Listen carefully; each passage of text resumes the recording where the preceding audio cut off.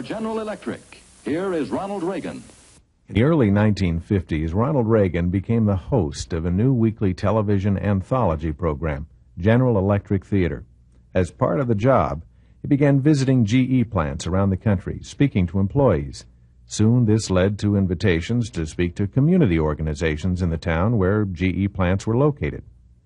Well, I, for one, resent it when a representative of the people refers to you and me, the free men and women of this country, as the masses. They knew that governments don't control things. A government can't control the economy without controlling people. And they know when a government sets out to do that, it must use force and coercion to achieve its purpose. Ron viewed those GE tours almost as a postgraduate course in political science.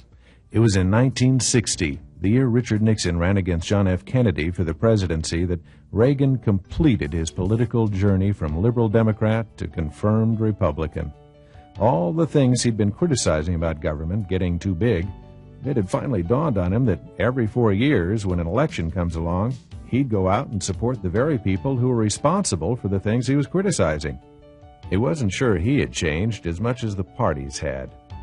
Ronald Reagan's first vote at the age of 21 was cast for Franklin D. Roosevelt, whose platform called for a 25% cut in federal spending and returning to people in the states and local communities the authority and autonomy that had been removed by the federal government.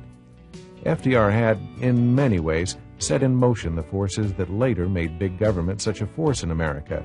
But Reagan felt many people forgot Roosevelt ran on a platform dedicated to reducing waste in government.